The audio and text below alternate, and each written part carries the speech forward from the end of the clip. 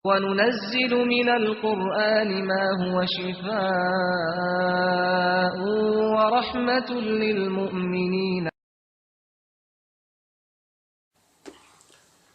الحمد لله والصلاة والسلام على رسول الله.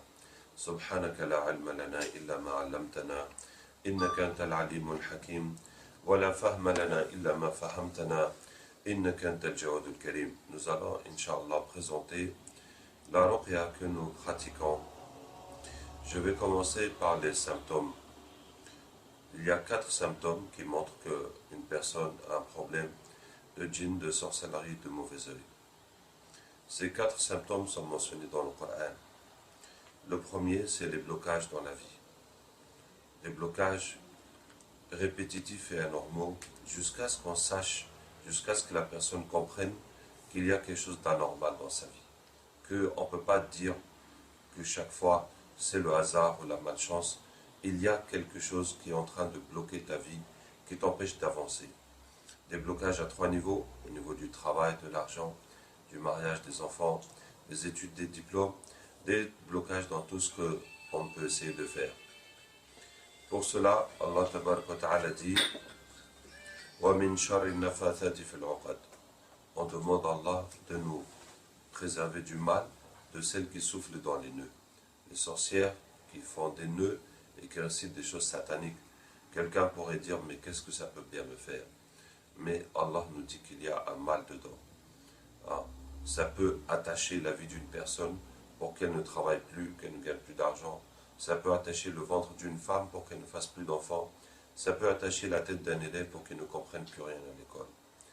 Donc, puisqu'Allah nous donne des prières pour nous protéger, pour nous soigner, c'est que ça existe et que ça a un effet.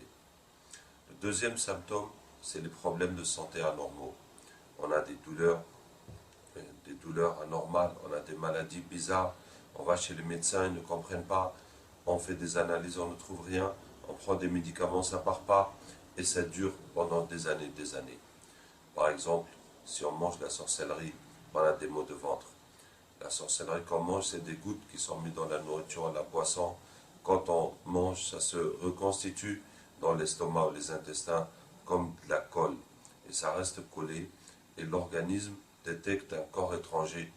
Et les sucs digestifs, les acides du ventre, de la digestion, l'attaquent comme si on se gratte. Et on se gratte sans que rien ne parte, jusqu'à ce que ça devienne irrité, ça devienne une gastrite, et jusqu'à ce que ça saigne, que ça devienne un ulcère. Et ça continue comme ça. Et en évitant des produits acides, des aliments acides, ça va alléger un peu, mais le problème est toujours là. Par exemple, si on marche sur la sorcellerie, ça va faire des problèmes de peau, des eczémas qu'on appelle psoriasis. Psoriasis, c'est des eczémas dont on n'a rien compris en médecine. On n'a aucune idée de leur origine.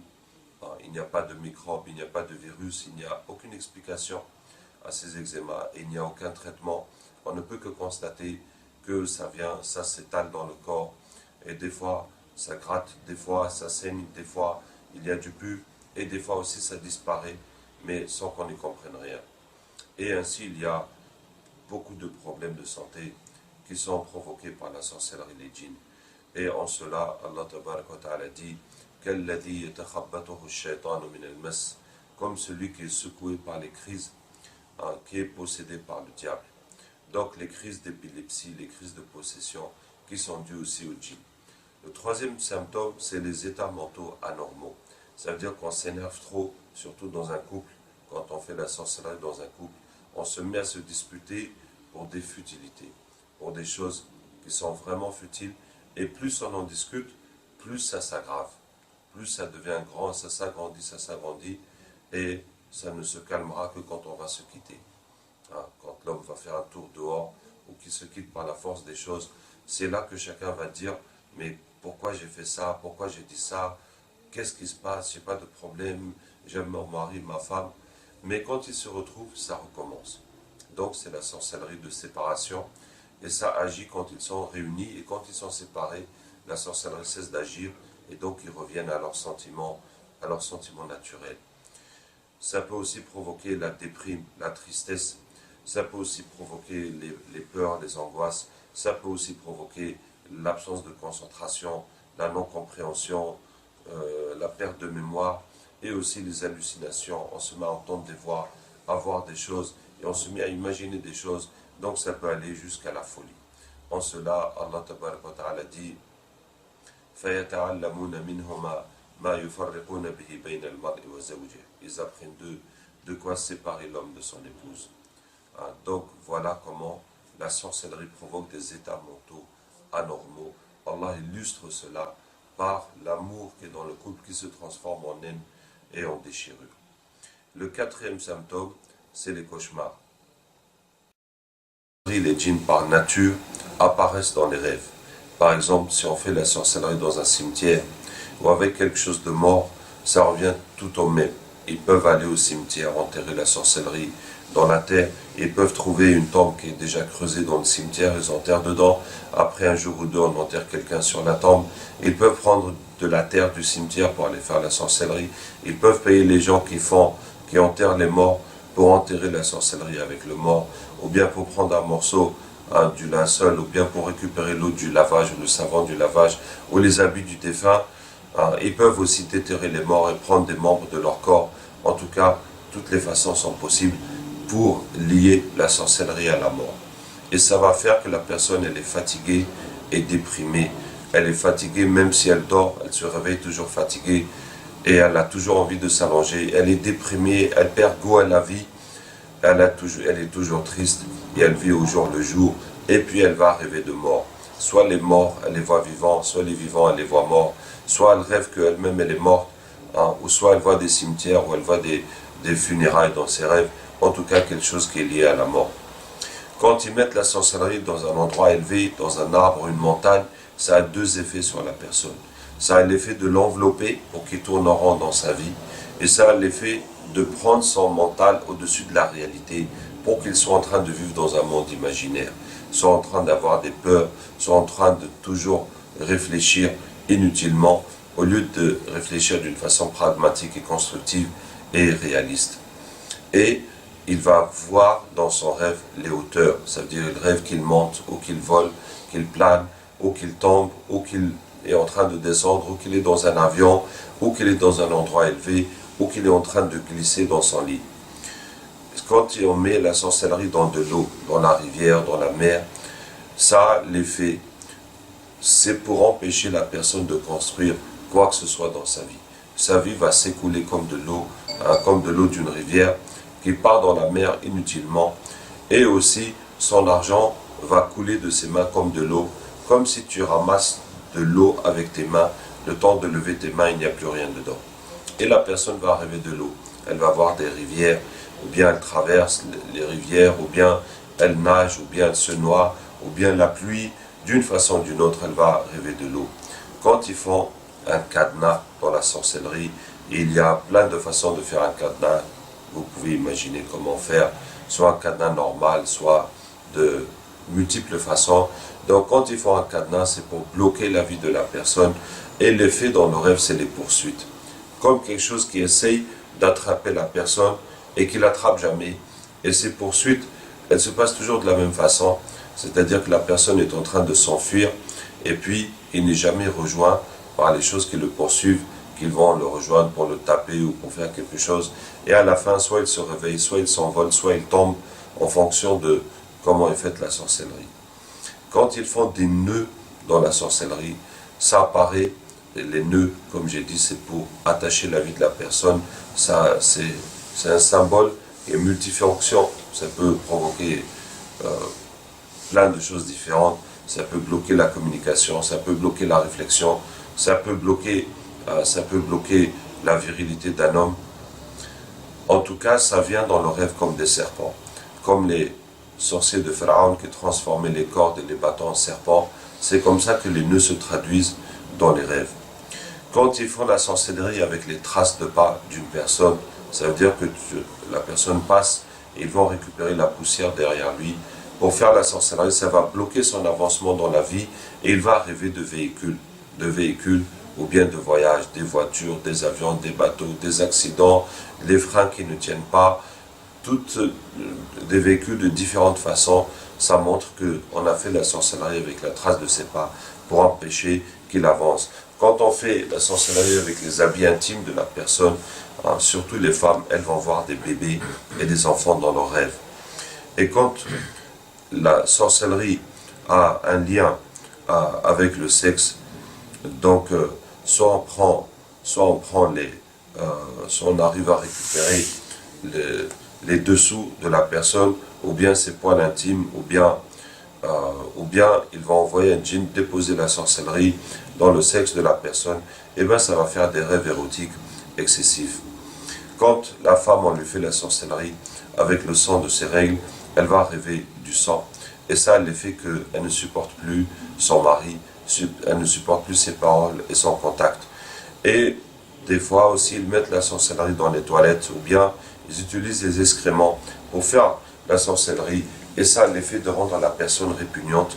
Et la personne va voir dans ses rêves des toilettes. Soit elle voit des toilettes propres, des toilettes sales, ou soit elle voit qu'elle a besoin de faire ses besoins qu'elle n'arrive pas à trouver, ou bien qu'elle trouve des toilettes qui sont trop sales, ou bien des toilettes qui n'ont pas de porte, etc.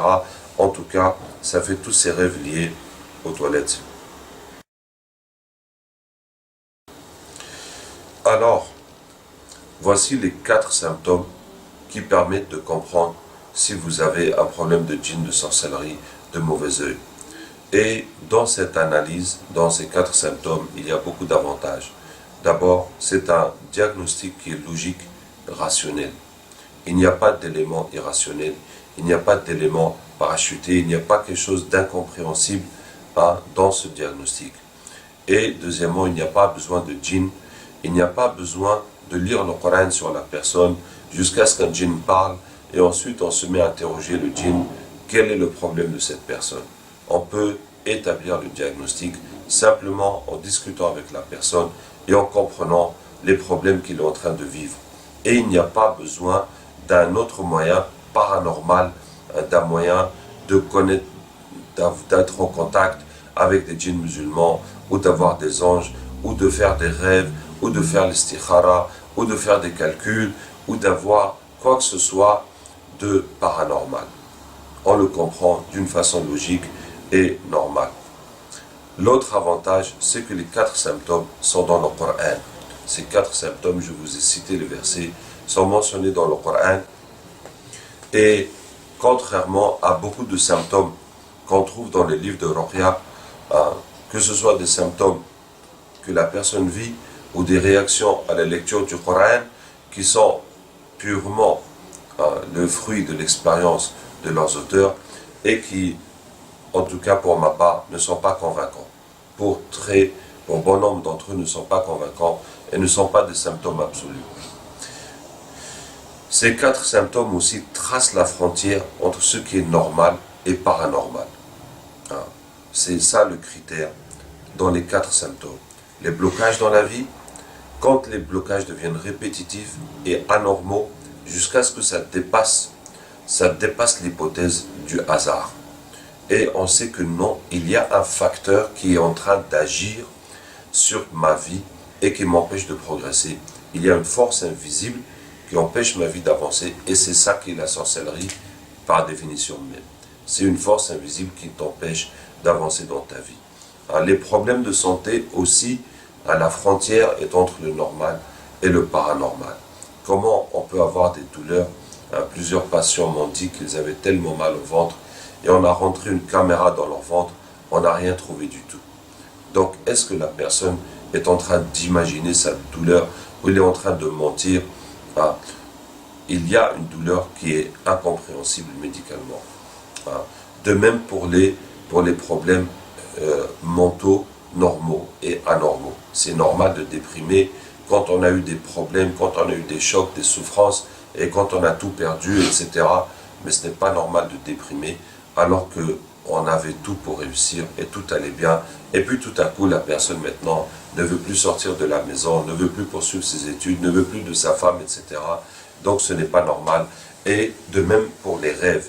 Quand vous faites des rêves qui sont liés au djinn et la sorcellerie, vous avez un sentiment très fort que ce rêve est réel, que ce n'est pas le fruit de votre imagination. Ce n'est pas vous qui avez imaginé cette chose, et c'est un rêve qui vous poursuit, qui vous harcèle, Et donc vous savez qu'il y a quelque chose qui est paranormal dans ce rêve. Le dernier avantage de ces symptômes, c'est qu'il n'y a pas besoin de distinction entre la sorcellerie, les djinns et le mauvais œil. Il n'y a pas besoin de distinguer que est-ce que cette douleur est due à la sorcellerie, ou bien au djinn, ou bien au mauvais œil, ainsi que les rêves, etc. Pourquoi? Parce que le traitement sera le même. Si on a une douleur, on va faire par exemple une ventouse, al-hijama, là où on a mal, et que ce soit la sorcellerie ou le djinn ou le mauvais œil, Inch'Allah, ça va partir. Donc, la distinction, la frontière entre ces trois choses, elle est difficile à établir. Et souvent, elles y sont ensemble. Souvent, les djinns et la sorcellerie sont liés. Souvent, le mauvais œil aussi est présent. Donc, ce n'est pas évident de faire la différence. Maintenant, comment on se soigne? Comment enlever la sorcellerie, les djinns, le mauvais œil? Je vais vous expliquer le traitement de base. Vous allez lire Al-Fatiha, Ayat al-Kursi, Qul huwallahu ahad, Al-Falaq al-Nas, plus 3 versets spéciaux pour enlever la sorcellerie. C'est les versets de Moussa alayhi salam avec les sorciers de Pharaon, où Allah dit que Allah détruit la sorcellerie par ses paroles. Dans Surat Al-A'raf, wa awhayna ila Moussa nalqi asaka, les versets 117 à 122. Et dans Surat Yunus, falamma alqa qala Moussa ma ji'tum bis-sihr, les versets 81 et 82. Et dans Surat Taha, qulna la takhaf innaka antal a'la, les versets 68 à 70. Vous allez lire chacun de ces versets, tous ces versets, 11 fois chacun, sur assez d'eau pour vous laver et boire pendant 12 jours. Donc sur un bidon de 25 litres ou bien 18 bouteilles de 1,5 litre. Qu'est-ce que vous allez faire avec? Vous allez en boire tous les jours et vous allez vous laver chaque soir avec une bouteille de 1,5 litre. Vous la videz sur tout votre corps. Vous pouvez la réchauffer avant si vous voulez. Vous pouvez prendre la douche avant. Vous pouvez vous laver dans la douche ou la baignoire. Mais il faut récupérer l'eau dans une bassine pour jeter dehors dans le jardin ou dans un endroit propre pour éviter que ça aille dans les canalisations. Et vous allez vous laver comme ça pendant 12 jours d'affilée. Et aussi avec cette eau, vous allez asperger votre maison, toute la surface, les murs, le plafond, le sol, les portes, les fenêtres. Vous ouvrez les portes et les fenêtres pour faire l'extérieur de l'intérieur. Si vous avez une boutique ou un lieu de travail ou des véhicules ou un chantier qui est bloqué à cause de la sorcellerie des djinns, vous allez tout asperger avec l'eau, ça va partir Inch'Allah. Ce qu'il faut comprendre dans cette méthode, c'est que d'abord, lire le Coran dans l'eau pour boire, se laver, asperger la maison, c'est beaucoup plus efficace que seulement lire dans la maison. La différence entre les deux, c'est comme si vous avez chaud et vous vous rafraîchissez avec un ventilateur et maintenant vous vous rafraîchissez avec une douche. Donc la douche, ça va vous refroidir beaucoup mieux que le ventilateur. C'est comme ça l'effet du Coran dans l'eau pour boire, se laver, asperger la maison. C'est beaucoup plus efficace que lire seulement. Et c'est pour ça dans la Sunna, vous trouvez que les protections consistent à lire le Coran, éventuellement à lire dans ses mains et s'essuyer avec. Mais une fois qu'on est touché, pour se laver, il faut réciter dans l'eau et boire et se laver avec. Une fois qu'on est atteint, la protection ne suffit plus, il faut un traitement pour enlever la chose qui nous a atteints. Et l'autre point qu'il faut comprendre, les versets que je vous ai donnés sont les versets fondamentaux dans la Ruqya. Ce sont les versets les plus essentiels. Vous pouvez ajouter beaucoup de versets qui sont aussi dans les hadiths et qui sont dans les livres de Ruqya ou bien n'importe quel verset du Coran ou des doigts du prophète sallallahu alayhi wa sallam ou bien réciter plus que 11 fois. En tout cas, plus vous lisez dans l'eau, plus la force du Coran va s'accumuler dans l'eau. Quand vous lisez dans l'eau, vous pouvez en même temps lire dans de l'huile. Vous prenez l'huile d'olive ou bien l'huile de habba sauda ou n'importe quelle huile qui est bonne pour vous masser le corps avec. Et après, vous lavez avec l'eau, vous allez vous masser le corps avec cette huile, spécialement les endroits où vous avez mal ou bien si vous avez des problèmes de peau. Tant que l'huile est sur votre peau, le Coran va continuer d'agir sur vous. Donc c'est bon de faire ça avant de dormir pour que toute la nuit, le Coran continue d'agir sur vous. Maintenant, on va rentrer dans plus de détails dans le traitement. Plus de détails. On soigne les problèmes de djinn, de sorcellerie, de mauvais œil. Tout cela revient à traiter la sorcellerie. L'erreur que font la plupart des raqis qui ne sont pas professionnels et qui ne sont pas versés dans le domaine, c'est de se battre avec le djinn en lisant le Coran, des fois en brutalisant le malade, de se battre avec le djinn pour l'enlever, sans enlever la sorcellerie.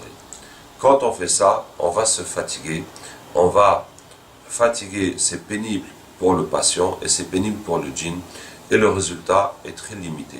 Parce que même si on force le djinn à partir, il y a toutes les chances qu'il revienne parce que la sorcellerie l'oblige à revenir.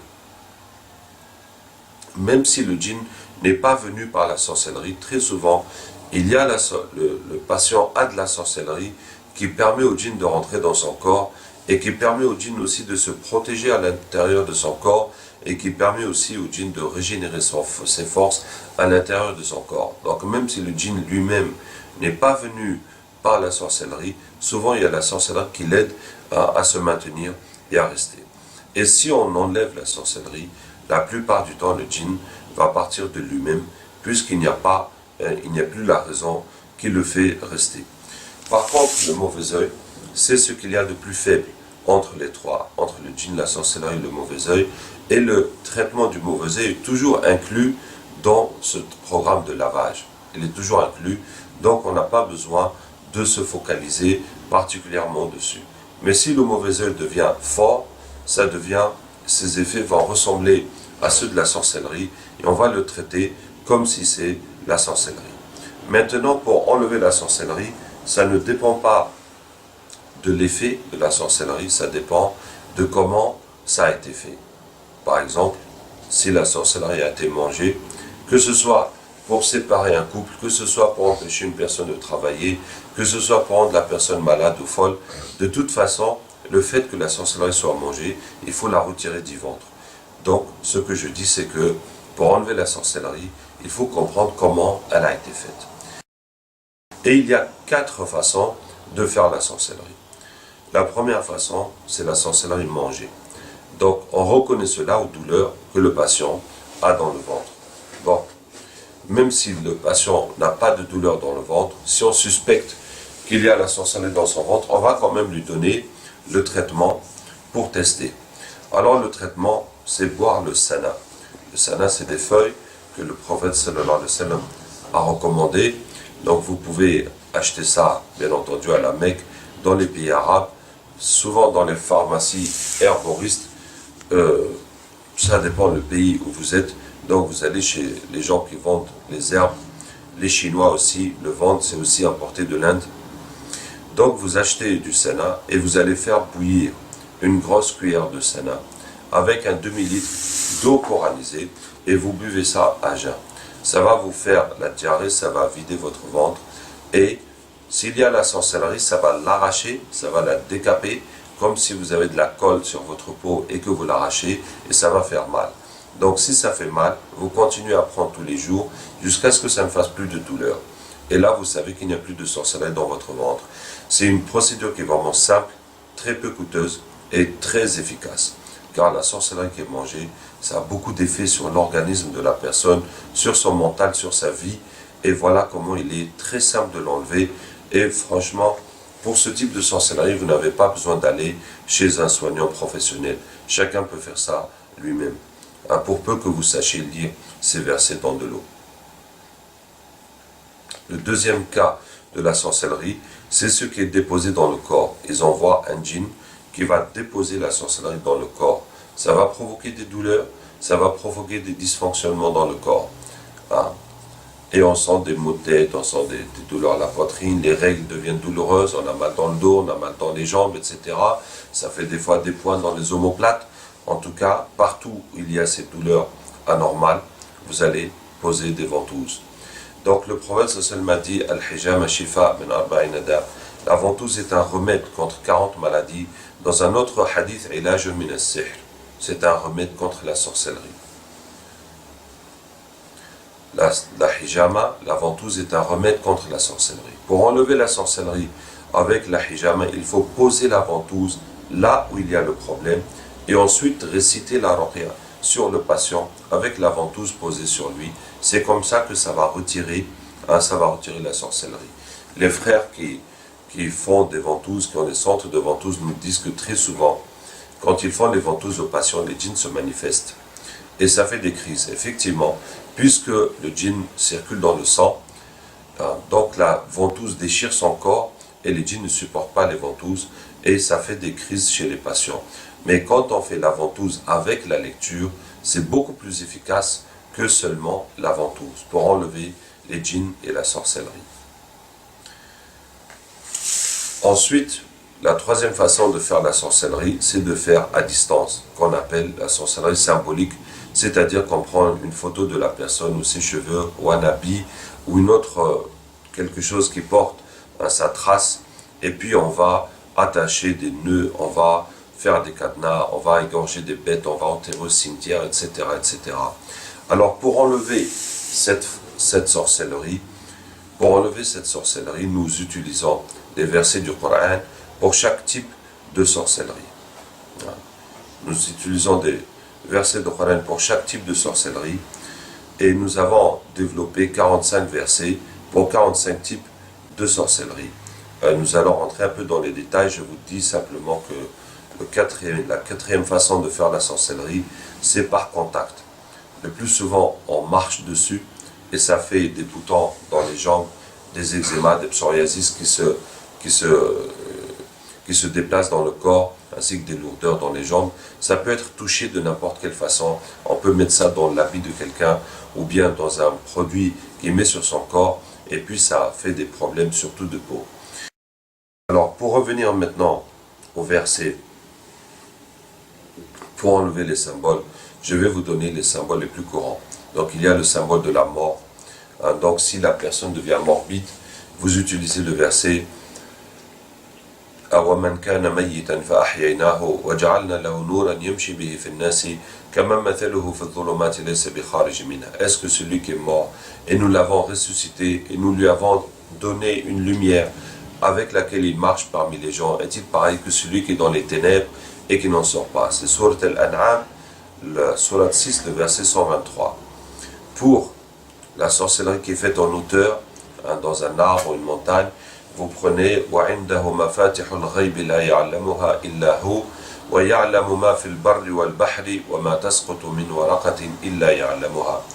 Donc, il a les clés de l'invisible, de l'inconnaissable, il est le seul à les connaître, il connaît ce qu'il y a dans les cieux et dans la terre, et il n'y a pas une feuille qui tombe sans qu'il la connaisse. Dans Surat Al-An'am encore, le verset 60. Pour l'eau, quand vous voyez l'eau dans vos rêves, on prend le verset فَأَوْحَيْنَا إِلَى مُوسَى أَنْ اضْرِبْ بِعَصَاكَ الْبَحْرَ فَانْفَلَقَ فَكَانَ كُلُّ فِرْقٍ كَالطَّوْدِ الْعَظِيمِ. Et nous avons révélé à Moussa de frapper la mer avec ton bâton. Elle s'est éclatée et chaque partie était comme une montagne dressée. C'est la sourate 26, sourate Al-Anbiya, sourate Al-Shu'ara, sourate 26, le verset 63. Pour le cadenas, quand on rêve de poursuite, on prend أَوَلَمْ يَرَ الَّذِينَ كَفَرُوا أَنَّ السَّمَاوَاتِ وَالْأَرْضَ كَانَتَا رَتْقًا فَفَتَقْنَاهُمَا وَجَعَلْنَا مِنَ الْمَاءِ كُلَّ شَيْءٍ حَيٍّ فَلَا يُؤْمِنُونَ. La sourate 21, les prophètes, le verset 30. Et pour les nœuds, quand vous voyez les serpents dans le rêve, وَيَسِّرْ لِأَمْرِي وَاحْلُلْ عُقْدَةً مِنْ لِسَانِي يَفْقَهُوا قَوْلِي, dans sourate Taha, les versets 26-28. Quand la sorcellerie est faite avec les traces de pas, et vous voyez les véhicules et les voyages dans le rêve, vous prenez Orkoz birijlika hada muhtasalun baridun sharab, sourate Sad, la sourate 38, verset 42. Pour les rêves sexuels, on prend Badat lahuma sawatuhuma wa tafiqa yakhsifani alayhima min waraq al-jannah, dans sourate Al-A'raf, le verset 22, et aussi فَلْيَنْظُرِ الْإِنسَانُ مِمَّا خُلِقَ مِنْ مَاءٍ دَافِقٍ, dans sourate Tariq, les versets 5 et 6. Enfin, pour la sorcellerie qui est faite dans les toilettes, on prend وَرَبَّكَ فَكَبِّرْ وَثِيَابَكَ فَطَهِّرْ وَالرِّجْسَ فَهْجُرْ, dans sourate Al-Muddathir, les versets 3 à 5. Donc, on va rajouter ces versets dans l'eau qui est déjà coranisée du patient, soit en les lisant, soit en les écrivant pour les diluer. Et si les symptômes sont vraiment très forts dans la vie de la personne, si l'effet de la mort par exemple est très fort, ou bien l'effet du blocage est très fort, ou bien les effets sexuels sont vraiment très forts, quel que soit l'effet qui est très fort, alors vous prenez ce verset et vous allez le lire encore plus et plus sur l'eau du patient, par exemple 30 fois ou bien 100 fois, autant que vous voulez, vous pouvez le lire dans l'eau du patient. Le résultat, mes frères, mes sœurs, de cette présentation, c'est que vous pouvez, tout le monde peut comprendre lui-même les problèmes qui lui arrivent. Tout le monde peut analyser ses propres symptômes, tout le monde peut faire son propre diagnostic et tout le monde peut se soigner. Bon, pas vraiment, parce qu'il faut au moins pouvoir lire le Coran. Il faut au moins pouvoir lire le Coran, mais si on peut lire le Coran, donc tout le monde peut se soigner, sauf les ventouses. Donc il y a des ventouses qu'on peut se faire si c'est devant. Bon, si c'est des parties du corps qu'on ne peut pas faire nous-mêmes, il faut quelqu'un pour nous aider à poser les ventouses. Mais en tout cas, le traitement est clair. Le traitement est clair, le traitement est transparent, la compréhension est évidente. Il n'y a pas une science cachée, il n'y a pas une science occulte, il n'y a pas une science que quelqu'un peut garder jalousement pour lui-même. C'est une science qui est intelligible, qu'on peut comprendre, donc qu'on peut apprendre, qu'on peut transmettre, et on peut former les gens, et on peut propager ce traitement, et ça marche, par la grâce d'Allah Ta'ala. Donc vous n'avez qu'à essayer. Par exemple, si vous pensez que vous avez mangé la sorcellerie, n'importe lequel de ces genres de blocages, vous n'avez qu'à essayer, et Inch'Allah, vous allez voir que ça marche.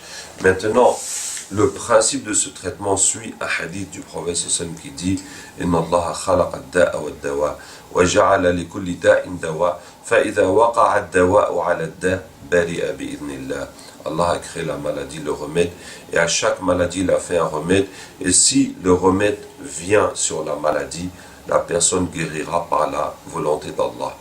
Donc, le remède que nous utilisons contre la sorcellerie, c'est le Coran. Et le moyen d'appliquer le remède sur la sorcellerie, c'est l'eau, et c'est l'huile, et c'est la ventouse, et c'est le sénat. Vous voyez, le sénat est un remède pour le ventre. Ça fait partie de la médecine prophétique. Et si la sorcellerie est dans le ventre, on va boire le sénat avec l'eau coranisée. La ventouse est un remède pour beaucoup de choses dans le corps. Et si c'est la sorcellerie qui est dans le corps, on va utiliser la ventouse et on va lire le Coran et ça va permettre d'évacuer la sorcellerie. Maintenant, on va parler des djinns. On va parler des djinns. Et je vais vous raconter 5 façons de vaincre les djinns. Chacun peut vaincre les djinns. Parce que Allah Ta'ala a préféré les hommes aux djinns. Puisqu'Allah dit « Inni ja'ilun fil ardi khalifa » je vais mettre un calife sur terre. Alors que les djinns étaient déjà sur terre. Donc c'est l'homme qui est le calife d'Allah, ce n'est pas les djinns. Et quand Allah a créé Adam alayhi salam, Allah a ordonné à Iblis de se prosterner devant Adam alayhi salam. Il n'a pas demandé à Adam de se prosterner à Iblis. Donc Allah a pris le meilleur des djinns, Iblis, pour lui dire « Voilà maintenant ton maître. Les djinns, vous avez fait du désordre sur terre et je vais mettre quelqu'un qui va mettre de l'ordre sur terre, appliquer ma volonté, je vais désigner quelqu'un. J'ai créé une créature qui va me représenter sur terre. » Et donc vous voyez comment Allah a donné aux hommes une position au-dessus des djinns. Et tous les prophètes qu'Allah a envoyés sont uniquement des humains et jamais des djinns. Et donc ça veut dire que l'homme est supérieur aux djinns. Et ça veut dire que les djinns, on n'a pas besoin d'avoir peur d'eux, on n'a pas besoin de les adorer, on n'a pas besoin de croire que les djinns sont fantastiques, qu'ils peuvent faire des choses et que si j'avais un djinn à mon service, je vais devenir Superman ou des choses de ce genre. Et il en résulte de cette supériorité de l'homme face au djinn, que quelle que soit la façon qu'un djinn attaque l'homme, on peut facilement le dominer, on peut même le tuer. Le plus souvent, les djinns attaquent les hommes dans le rêve. Donc je vais vous donner 5 façons où l'homme peut vaincre le djinn. Les djinns attaquent le plus souvent l'homme dans le rêve. Tu dors, tu vois un chien qui t'attaque, un serpent, tu vois un bœuf, tu vois des militaires, tu vois des monstres, n'importe quoi qui t'attaque. Si dans le rêve tu te rappelles de dire Bismillah, Allahu Akbar, ça va le bloquer, il va s'enfuir. Ça veut dire que si dans le rêve, tu es mort de peur, tu as tellement peur de cette chose qui t'attaque, mais tu as quand même un petit peu de foi pour demander l'aide d'Allah. Et pour te rappeler de demander à Allah, tu dis Bismillah, Bismillah, Bismillah, ça va le bloquer. Donc tu as gagné. Tu as gagné la confrontation juste en demandant à Allah, alors que toi-même tu es mort de peur. Vous voyez? Donc ce qu'il faut faire, il faut l'attraper d'abord et puis réciter Ayatul Kursi jusqu'à ce qu'il soit mort. Et s'il est mort dans le rêve, il est vraiment mort, c'est terminé. Et chaque fois on me dit, mais comment on peut se rappeler dans le rêve de l'attraper, de réciter? En tout cas, il y a beaucoup de mes patients qui me disent qu'ils tuent déjà ce qui vient dans le rêve, sans que personne ne leur explique comment faire. Mais comment faire? Il faut se préparer avant de dormir. Donc si vous avez l'habitude de faire ce genre de rêve, avant de dormir, vous vous préparez, vous faites vos adhkar, lire Ayatul Kursi, lire les 3 qul et vous essuyez avec 3 fois, autre invocation du sommeil, et vous ajoutez ce verset, Aynama takunu ya'ti bikumullahu jami'an, inna Allaha ala kulli shay'in qadir. Où que vous soyez, Allah vous ramènera tous, car Allah est capable de tout. C'est dans Baqarah 148. Et vous demandez à Allah de vous ramener dans votre rêve à ce djinn qui vous fait du mal et vous donner la force, et de vous demander à Allah de vous donner la force de le vaincre. Et dès que vous le voyez, tu l'attrapes et tu récites Ayatul Kursi de préférence, sinon n'importe quoi, jusqu'à ce qu'il est mort. Et s'il est mort dans le rêve, il est vraiment mort, c'est fini. Donc vous refaites ça tous les soirs jusqu'à ce que vous les ayez tous finis. Voici la première façon de vaincre les djinns. La deuxième façon, c'est quand on est paralysé dans le sommeil. Certaines personnes, quand elles vont dormir, ou bien elles dorment, elles sentent quelque chose qui les écrase, qui les paralyse. Donc ça aussi, c'est des djinns qui attaquent les gens de cette façon-là. Donc si vous sentez ça, qu'est-ce que tu vas faire? Eh bien d'abord, tu vas l'attraper. Comment tu vas l'attraper? Tu vas juste serrer les mains.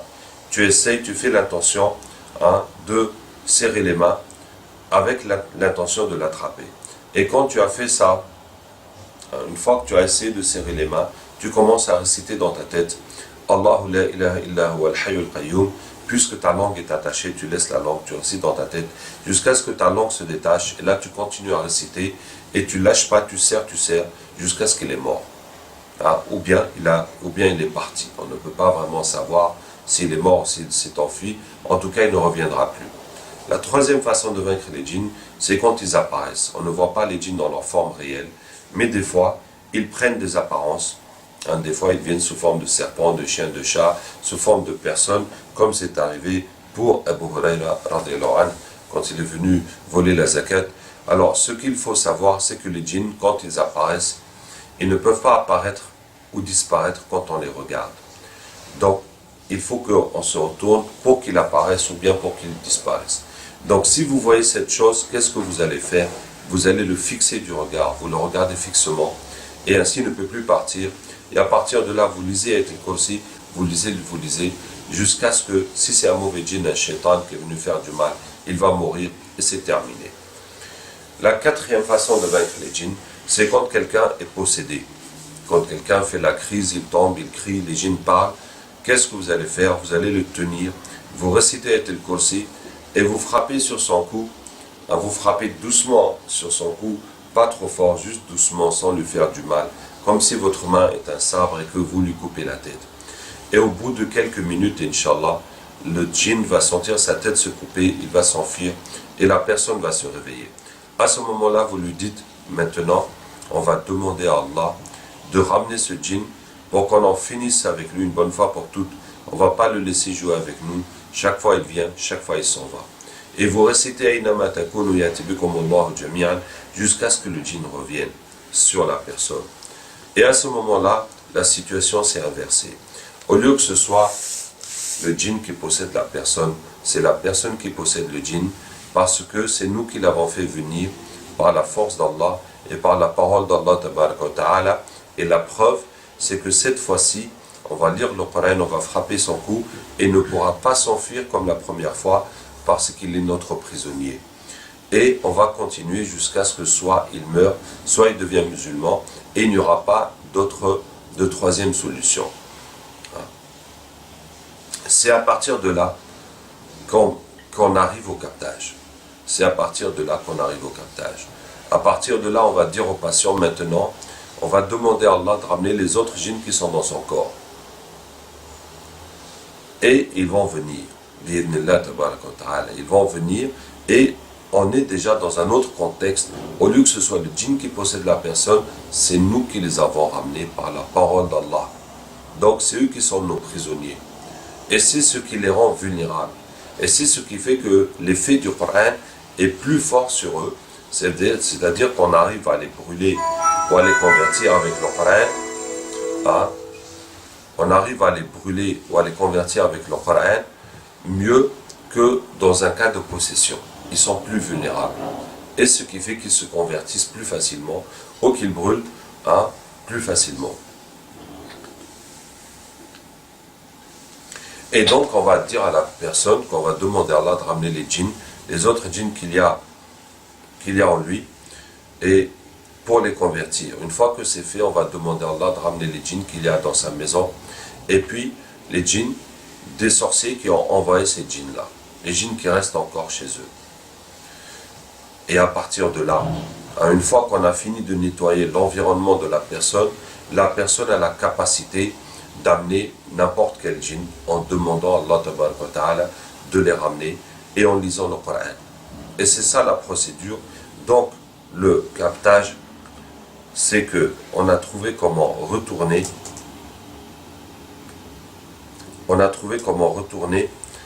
l'effet de la... On a trouvé comment retourner l'effet des djinns contre eux.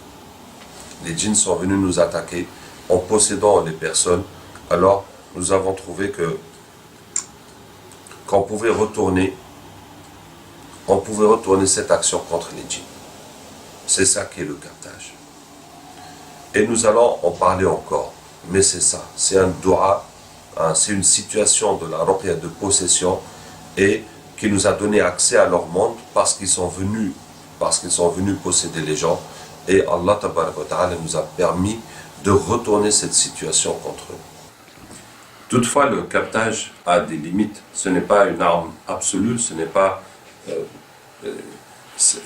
les limites, c'est que des fois, on n'arrive pas à enlever le djinn d'une personne parce que le djinn est tient beaucoup à la personne, est très ancré et se mélange avec la personnalité de la personne.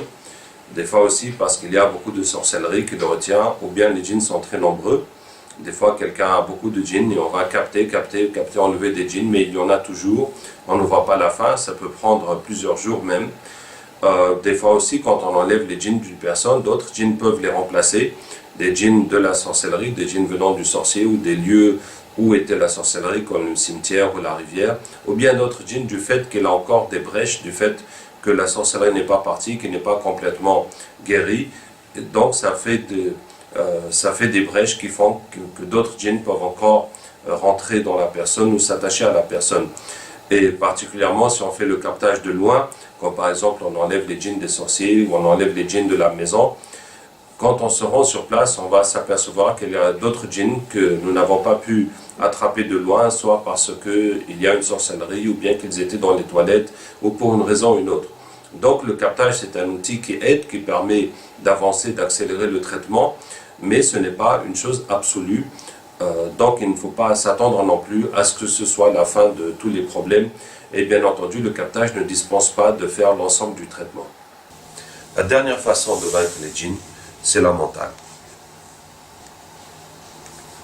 C'est la mentale. Par exemple, quelqu'un qui a des rêves sexuels excessifs, avant de dormir, tu vas parler au djinn qui vient dans tes rêves. Tu dis, toi, la djinnia ou le djinn qui vient chaque fois dans mes rêves pour avoir des rapports avec moi, j'ai compris que tu es un djinn, je veux te parler.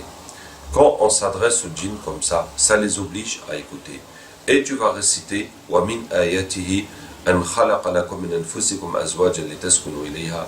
Parmi ces signes, il vous a créé de vous-même des épouses ou des époux pour trouver auprès d'elles la sérénité, et il a mis entre vous l'amour et la miséricorde.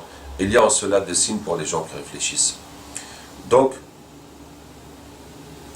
on va répéter ce verset une trentaine de fois. Ce verset est ce qui montre au djinn que le mariage entre espèces différentes n'est pas possible et qu'Allah a créé pour chacun des conjoints, des époux, des épouses de sa propre espèce pour que le mariage puisse se faire et que l'harmonie puisse se faire. Donc on répète ce verset une trentaine de fois. Inch'Allah, ça va dissuader le djinn de rester avec toi et Allah va lui montrer qu'il a des épouses et des époux avec lesquels il sera heureux de ça, qui sont des djinns. Et à la fin on lui dit, si maintenant je te revois dans le rêve, je vais te tuer. Et on va dormir comme ça. Inch'Allah, ce sera terminé. C'était la mentale. les 5 façons de vaincre les djinns, c'est quand ils viennent dans le rêve, quand on les bloque dans le sommeil, quand ils apparaissent devant nous, au cours de la possession et la mentale. Je vais vous parler maintenant de la psychothérapie. Nous utilisons dans la ruqya la psychothérapie. Pourquoi? Parce qu'il y a un lien entre les problèmes psychologiques et les djinns et la sorcellerie. Que sont les problèmes psychologiques? C'est les effets, les séquelles des souffrances que la personne a souffert dans sa vie. Ah. Quand on a souffert de quelque chose, par exemple on a été mordu par un chien, on a peur des chiens, on est tombé d'une hauteur, on a peur des hauteurs, on a eu un accident, on a peur d'être enfermé, on a peur du noir, etc. On a eu une enfance difficile, après la personnalité de la personne est perturbée, il n'a plus confiance en lui, etc. Donc, c'est les effets des souffrances sur la personne. Ce sont les problèmes psychologiques. Et ça a un lien avec les djinns et la sorcellerie, parce que plus quelqu'un est affecté mentalement, plus les djinns, la sorcellerie, ont d'emprise sur lui. Et quand cette emprise est importante, alors on doit faire les deux traitements, la psychothérapie et en même temps la ruqya. Alors comment nous faisons la psychothérapie? C'est très simple. On demande à la personne de fermer les yeux, de raconter la chose qu'il a vécue, qu'il a traumatisée, la chose qui était douloureuse. Arriver à la partie douloureuse, à la chose douloureuse, on va lui faire répéter la phrase qui exprime cette douleur jusqu'à évacuer toutes les souffrances et qu'il n'y en a plus, que la personne se sente bien, et après on continue. C'est très simple, on donne cette formation à ceux qui apprennent la ruqya avec nous, et c'est très efficace. Et quand la personne a des possessions de djinns, quand la personne est possédée des fois par des djinns, par intermittence, le fait de faire la psychothérapie, les djinns ne le supportent pas, parce que ça diminue la place du djinn dans le mental, dans la tête de la personne.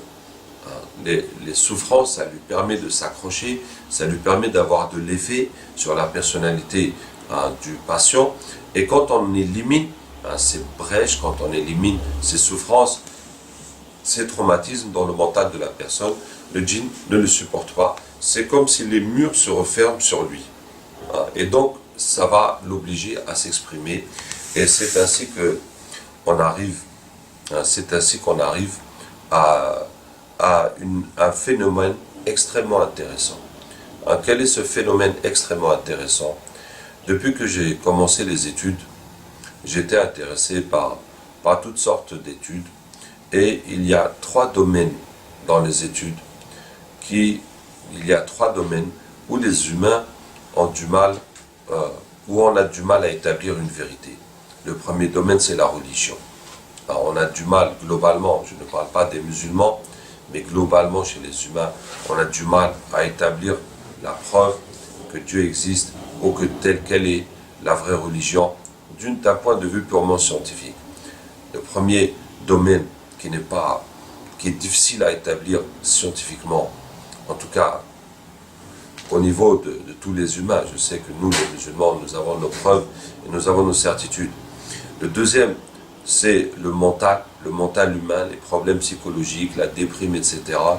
Aussi, au niveau scientifique, c'est difficile d'établir une compréhension et des solutions à ce domaine.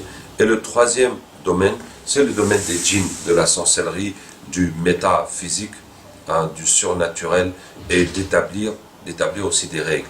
Et ce sont ces 3 domaines qui vont maintenant se rejoindre dans cette psychothérapie quand la personne est possédée par les djinns. Et je vais vous raconter quelques scènes que j'ai vécues où on voit vraiment l'interaction de ces 3 domaines. Je faisais la psychothérapie à un patient, et quand tout à coup le djinn s'est exprimé, et le djinn a dit « Mais qu'est-ce que tu fais ?» Je lui ai dit « Mais qu'est-ce que je fais ?» Il a dit « Tu es en train d'effacer ses souvenirs. » Vous voyez comment le djinn s'est exprimé spontanément. Et on n'est pas en train d'effacer ses souvenirs. On est en train d'éliminer les douleurs qu'il y a dans les souvenirs de la personne. Et donc on est en train d'éliminer les souvenirs douloureux en les transformant en souvenirs non douloureux. Mais quand le djinn dit que tu es en train d'éliminer ses souvenirs, c'est les souvenirs qui intéressent le djinn, c'est les souvenirs douloureux qui permettent au djinn de s'accrocher dans son mental. Donc vous voyez comment, par la grâce d'Allah Tabaraka wa Ta'ala, on est arrivé à comprendre le mental et à agir efficacement pour éliminer les séquelles des souffrances de la personne et en même temps à comprendre le monde des djinns et comment le monde des djinns se retrouve avec le monde mental de la personne. Une autre fois, je faisais la psychothérapie à une patiente et donc elle répétait la douleur qu'elle avait et j'expliquais à une tierce personne le processus de la psychothérapie et il y avait aussi une sœur qui était capteuse qui était là. Et puis le djinn s'est mis à parler à travers la capteuse. Et pendant que la patiente répétait la phrase douloureuse, par exemple, je suis tombé, je suis tombé, je suis tombé, et bien le djinn criait à travers la capteuse, ah, ah, ah, comme s'il se faisait déchirer. Et j'explique à la personne ce qui se passe dans le mental de la patiente est projeté sur la capteuse. Donc, vous voyez sur la capteuse s'exprimer le djinn qui est dans le mental de la personne, et voilà comment ça s'exprime. Donc, c'était vraiment une expérience fantastique.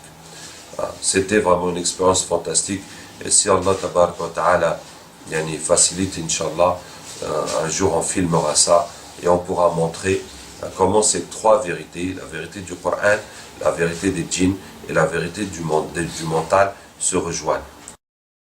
Je vais vous parler des protections dans la ruqya.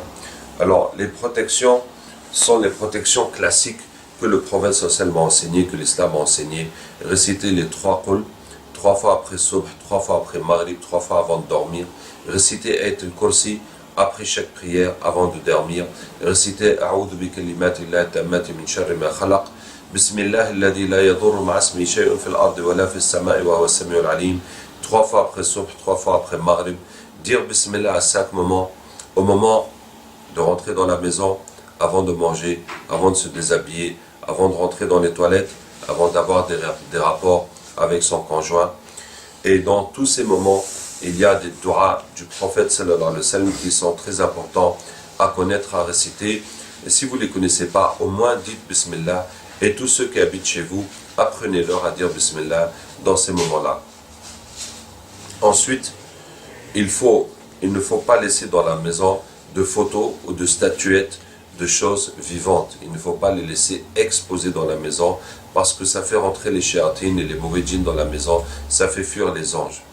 Et il faut évoquer Allah Tabaraka wa Ta'ala à 3 moments, au moment de la colère, au moment de la tristesse et au moment de la peur. Car ce sont des moments de faiblesse de l'homme où les djinns peuvent dominer l'homme. Donc dans la colère, il faut dire A'udhu billahi minash shaitanir rajim. Dans la tristesse, on dit Inna lillahi wa inna ilayhi raji'un. Et dans la peur, on dit Allahumma inna naj'aluka fi nuhurihim wa na'udhu bika min shururihim. Ensuite, il faut dire Bismillah quand on traverse l'eau, surtout l'eau sale, ou quand on jette quelque chose dans l'eau, surtout l'eau chaude. Parce que, surtout l'eau chaude dans les canalisations, si on a fait bouillir de l'eau pour la cuisson. Ensuite, il faut savoir que les péchés annulent les protections. Tu ne peux pas désobéir à Allah Tabaraka wa Ta'ala et Allah va encore te protéger. Par exemple, en sortant de la maison, si on dit Bismillah tawakkaltu ala Allah wa la hawla wa la quwwata illa billah, le prophète dit que les anges nous protègent et que Shaitan s'éloigne de nous. Mais si on sort de la maison, on commence à regarder les femmes, les anges vont nous laisser, Shaitan va revenir avec la personne. De même si c'est une femme qui n'est pas voilée, comme l'islam le demande, et elle sort, bien qu'elle fasse le dua, Shaitan va la suivre et les anges vont la quitter. Enfin, il n'y a pas quelque chose à porter ou à accrocher ou à mettre dans sa maison, dans sa voiture ou quelque part pour se protéger. C'est uniquement tes actions, ta piété, ta prière, tes invocations. Comme dit le prophète sallallahu alayhi wa sallam, Ihfadillah yahfadka, ihfadillah tajidu tujah. Garde Allah, Allah te gardera. Garde Allah, tu le trouveras avec toi. Ensuite, nous allons parler du shirk. On sait que la sorcellerie, la voyance, c'est de la mécréance et c'est du shirk. Mais il y a plusieurs types de shirk, 4 types de shirk qui sont malheureusement répandus chez les musulmans et que beaucoup de musulmans ne connaissent pas. Le premier, c'est les sacrifices pour les djinns. que ce soit égorger des moutons noirs, des poules noires, que ce soit verser du lait, verser de la nourriture, que ce soit verser de l'eau, du miel, de l'argent, allumer des cierges, des bougies pour les djinns, toute forme de sacrifice pour les djinns, c'est du shirk. Qu'Allah Ta'ala nous en préserve. Le deuxième, c'est utiliser les noms des djinns dans les écritures, les invocations ou le dhikr. Et on a des livres où on a des noms de Israfa Yahil, bon, sans parler des noms de Qatmir, de Baddouh, tous ces noms bizarres. En tout cas, dès que vous trouvez des invocations incompréhensibles ou des noms que vous ne connaissez pas, ne les utilisez jamais. Certains disent aussi qu'ils utilisent les noms d'Allah en langue syrianique ou hébraïque ou en langue araméenne. On n'a pas le droit dans l'islam d'utiliser des noms d'Allah qu'on ne connaît pas. Troisième shirk, les bracelets et les bagues de chance et de protection. Si on vous dit que ce bracelet ou cette bague va vous porter chance ou va vous protéger, vous pouvez être sûr qu'il y a du shirk dedans, à moins que ce soit quelque chose de bidon. Mais tous ceux qu'on a eu à vérifier, c'est du shirk. Et le quatrième shirk qui est le plus répandu, c'est les amulettes. Les amulettes qu'on appelle en arabe tama'im. Et tama'im, c'est tout ce qui est attaché pour se protéger.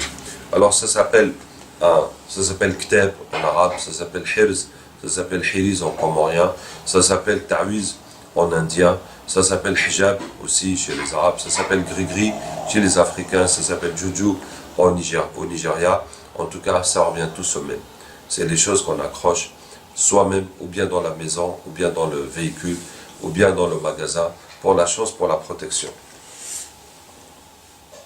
Justement, par la grâce d'Allah Tabaraka wa Ta'ala, le captage nous permet de mettre à jour tout ce shirk. Chaque fois que nous avons un patient qui a une bague ou qui a une amulette et qui n'est pas convaincu que c'est du shirk, par la grâce d'Allah Tabaraka wa Ta'ala, on peut ramener les djinns de ces amulettes et leur faire témoigner de ce qu'ils sont en train de faire. Et les djinns, immanquablement, c'est la même réponse. C'est la même réponse. Ils sont là pour protéger la personne ou pour l'aider ou pour lui faire rendre un service. Ce service, des fois ils le font, des fois ils ne le font pas. Et en échange de ce service, ils vont toujours nuire la personne plus qu'ils ne l'aident. Ils vont toujours lui nuire plus qu'ils ne l'aident. Classiquement, la personne veut de l'argent, on va lui faire quelque chose pour que son commerce marche, il va perdre la santé, il va perdre les enfants. Il va perdre autre chose et cet argent qu'il gagne, il va se dilapider à travers des accidents ou autre chose. Ou bien tu vas prendre un gris-gris, une amulette, Allah nous préserve, pour régler un problème de santé, ça pourra s'arranger, mais il y aura un problème de santé plus grave. C'est ainsi que ça marche. C'est ainsi que ça marche. Et c'est ce qu'Allah Tabaraka wa Ta'ala dit, وَإِنَّهُ كَانَ رِجَالٌ مِنَ الْإِنسِ يَعُودُونَ بِرِجَالٍ مِنَ الْجِنِّ فَزَادُوهُمْ رَهَقًا. Il y avait des hommes qui demandent la protection des djinns et leur ont fait plus de mal encore. Maintenant, pour nous, il est nécessaire de dire aux gens d'enlever les amulettes. Parce que pour se soigner avec le Coran, il vaut mieux adorer Allah, se repentir de ses péchés pour demander l'aide d'Allah. Et alhamdulillah, la ruqya est pour beaucoup de gens une occasion, la ruqya est pour beaucoup de gens une occasion de se repentir et de se rapprocher d'Allah Tabaraka wa Ta'ala. Mais si quelqu'un a fait le shirk, si quelqu'un a des amulettes et qui sont du shirk et qui ramènent des djinns, mais il ne pourra pas guérir parce qu'il y aura toujours des djinns qui viennent. Alors je vais parler un peu du fonctionnement de ces amulettes. Les amulettes contiennent du Coran et des Torah et presque toujours autre chose. Des noms bizarres, des symboles, des quadrillages avec des lettres et avec des nombres. Ce sont des codes qui ramènent les djinns. Ce sont les codes qui ramènent les djinns qui sont recrutés pour aider la personne, mais qui lui provoquent un plus de mal. Maintenant, il y a des savants chez les Hanafi et les Shafi'i qui autorisent les amulettes qui ne contiennent que le Coran et les Torah. En vérité, c'est très rare, puisque nous enlevons les amulettes des patients et nous voyons ce qu'il y a à l'intérieur. C'est très rare. La plupart du temps, les amulettes contiennent un shirk évident. quelque chose qui est clairement du shirk, qui est indiscutable, ou bien des choses qui sont incompréhensibles et donc qui sont interdites. Il faut savoir que les amulettes, qu'elles soient africaines ou arabes ou comoriennes ou turques ou indiennes, elles sont toutes identiques, elles sont toutes les mêmes. Donc il n'y a pas une culture dans le monde, un endroit où les amulettes sont meilleures que les autres. Et donc quand on amène ces djinns des amulettes à travers le captage et qu'on les fait témoigner de ce qu'ils sont en train de faire, de ce que signifient ces paroles qu'il y a dans les amulettes et de la façon dont ces amulettes ont été faites.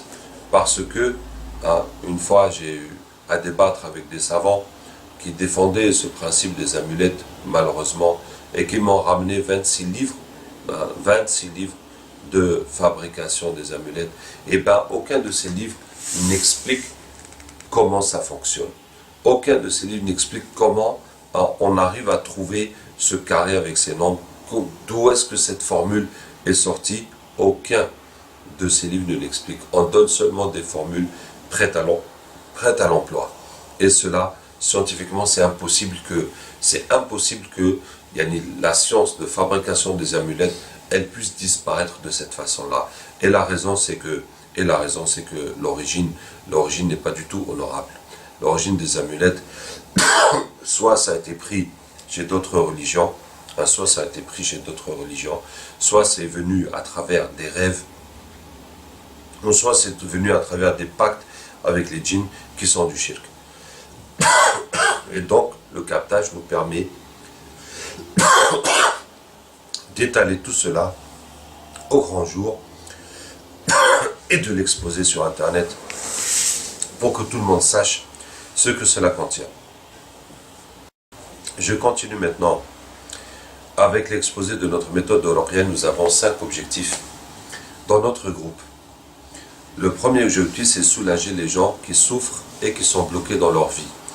Dans les patients, il y a deux catégories globalement. Ceux qui souffrent de douleurs, de problèmes mentaux, et ceux qui sont bloqués, qui n'arrivent pas à se marier, qui n'arrivent pas à travailler, etc. Donc le premier but, c'est de les soulager. Le deuxième but, c'est de sauver, de préserver la foi des musulmans du shirk, en évitant que les gens aillent se soigner là où c'est interdit, et en leur proposant donc un traitement qui est basé sur le Coran et la Sunna. Le troisième objectif est que c'est une porte de da'wah pour les non-musulmans. Alhamdulillah, les Sahaba ont soigné des non-musulmans avec le Coran, avec la Fatiha, ils ont guéri et le prophète sallam a agréé leurs œuvres. Donc, la Ruqya nous permet de soigner les non-musulmans avec le Coran et ça permet de leur montrer la réalité et l'efficacité du Coran, et donc c'est une porte de da'wah pour les non-musulmans. Le quatrième objectif, c'est de combattre la sorcellerie et le shirk. Puisque, avec le captage, encore une fois, nous arrivons, par la grâce d'Allah, à enlever les djinns qui sont avec la personne, mais en plus les djinns des sorciers qui ont envoyé ces djinns-là. Donc les sorciers qui ont travaillé sur la personne, nous allons enlever par la grâce d'Allah les djinns qui restent chez eux, les ramener, les convertir. Et puis, quand on a fini de les convertir, on va leur lire « Faqatilu awliya ash-shaytan, inna kayda ash-shaytan kana da'ifa » combattez les alliés du diable, car la ruse du diable, l'effort du diable est faible. Et à ce moment-là, les djinns vont voir que les alliés du diable sont les sorciers et les gens qui demandent la sorcellerie aux sorciers, et ils vont les combattre parce que c'est Allah qui leur donne de les combattre. Et ainsi, ça nous permet de briser le pouvoir des sorciers, et ça nous a permis par la grâce d'Allah Ta'ala de renverser le rapport de force entre nous et les sorciers. Parce que jusque-là, nous étions dans une position défensive, purement défensive. Et les sorciers nous font la sorcellerie à nos patients, ils peuvent refaire, et on est en train de se protéger, et on est en train de se soigner, et on n'a pas un moyen, et nous n'avons pas un moyen de répondre, et de répliquer, et de casser leur travail. Et voilà, maintenant, nous avons un moyen, et c'est quelque chose de tout à fait légitime, puisqu'Allah Ta'ala dit « Wa antumul a'launa in kuntum mu'minin » vous êtes les plus hauts si vous êtes croyants. Il n'y a pas de raison que les sorciers soient plus forts que nous, et que on soit uniquement à la défensive, et puis à force de se défendre, les sorciers vont attaquer la personne jusqu'à ce qu'à un moment il craque, parce qu'il est attaqué, lui, sa femme, ses enfants, jusqu'à ce qu'à un moment il craque. Donc ce n'est pas normal que les raqis soient vaincus par les sorciers. Vous voyez? Et donc là, par la grâce d'Allah, nous avons trouvé le moyen de renverser la situation sur les sorciers. Et le captage permet aussi, dans le combat contre les sorciers et le shirk, de visiter les lieux où le shirk se déroule et de visiter les sorciers. Donc nous avons aussi cette sunna que nous avons initiée dans la ruqya, c'est d'aller visiter les sorciers, et les sorciers les plus célèbres, les plus grands, en Afrique surtout, mais n'importe où, et devant eux de ramener leurs djinns pour les convertir et pour les faire témoigner. Et quand on dit aux djinns, qu'est-ce que vous faites avec eux? Ils disent, on est là pour travailler pour eux, on rend les gens fous, on sépare les couples, et puis ceux qui veulent aussi, on leur donne la richesse, etc. On dit d'accord, et qu'est-ce qu'ils vous payent? Il dit, ils nous donnent des moutons, ils nous donnent des poulets, ils nous donnent, etc. Je dis d'accord, et en plus de ça, qu'est-ce que vous prenez? Et ils disent, non, ça c'est un secret. Et on insiste, pour qu'ils nous disent le secret, ils vont dire qu'ils prennent sa santé et ses enfants, et tout l'argent qu'ils gagnent, ils le font disparaître. Et donc finalement, le sorcier est la première victime de son propre travail. Donc on va ramener ces djinns pour qu'ils disent ça devant lui, et à la fin on les convertit, on les laisse le combattre. Donc, voici comment, parmi nos objectifs, c'est la destruction de la sorcellerie. Et le captage aussi nous permet d'aller dans les lieux de shirk, les lieux où les rituels sataniques tiennent place, les lieux où il y a beaucoup de djinns, où il y a la débauche, où il y a tout lieu où il y a beaucoup de djinns. Récemment, nous étions, par exemple, à Pendle Hill. Pendle Hill, c'est une colline en Angleterre, dans le nord de l'Angleterre, où a lieu Halloween. C'est l'endroit qui est l'origine de la fête de Halloween. Et là-bas, depuis des siècles et des siècles, les sorciers se réunissent une fois par an, et font leur rituel. Donc nous avons été là-bas, bismillah tabaraka wa ta'ala, pour attraper les djinns de là-bas, et nous avons pris cela en vidéo. Inch'Allah, elle doit déjà être sur internet. Et donc il y avait un djinn qui était responsable des sacrifices là-bas, et qui était là-bas depuis l'époque celtique, donc vraiment depuis l'époque, depuis avant Isa alayhi salam. Et puis, donc par exemple, là, le djinn nous a dit qu'il y a plus de 550 sorciers qui fréquentent cet endroit, et donc de détruire les sacrifices qu'il y a là-bas permet de détruire le pouvoir de tous ces sorciers en un seul coup. Donc voici le quatrième de nos objectifs, qui combattent la sorcellerie et le shirk. Et le cinquième objectif, c'est briser le business de la ruqya. C'est-à-dire qu'un peu partout, il y a des gens qui font la ruqya de façon islamique, et peut-être de façon efficace, mais qui font payer cher et qui cachent cette science, qui ne veulent pas former les gens. Et donc, parmi nos objectifs affichés, s'il y a briser le business de la ruqya en montrant cette science à tout le monde, et en l'enseignant gratuitement.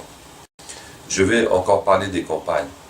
Par la grâce d'Allah tabaraka wa ta'ala, je passe la plupart de l'année en campagne de traitement et de formation, dans le but d'établir des centres de ruqya un peu partout. Il y a aussi certains de mes élèves qui arrivent à organiser, à diriger des campagnes. Si quelqu'un est intéressé pour installer la ruqya chez lui, donc il faut d'abord des gens qui veulent apprendre la ruqya et qui veulent soigner les gens. Il faut un lieu pour recevoir les patients et les élèves, et pour accueillir le groupe. Et puis il faut un moyen de communiquer avec la communauté, que ce soit au moins par les mosquées, ou de préférence à travers les médias. À partir de là, on va attendre une date, parce que, mashallah, il y a une liste d'attente qui est assez conséquente. Et puis, tous les frais de la campagne sont financés par le traitement des malades. C'est comme ça que ça fonctionne. Donc, à vrai dire, je ne crois pas à la subvention de la ruqya. Et certaines personnes, pour développer la ruqya, attendent des financements, qu'Allah Ta'ala nous aide, et qu'Allah Ta'ala nous permette de n'avoir besoin de personne et de nous autofinancer avec notre travail. Je veux dire quelque chose dans les campagnes, c'est que mon rôle, c'est surtout la communication, de parler dans les médias, de parler dans les mosquées, etc. Et c'est mon équipe qui fait les traitements. Donc le but de cette activité n'est pas de créer quelque chose autour de ma personne, qu'on va voir le shirk, que le shirk va me lire, le shirk va ceci. Non, ce n'est pas l'objectif. L'objectif, c'est d'avoir une méthode qui marche et que chacun peut appliquer, qu'un maximum de gens peut appliquer.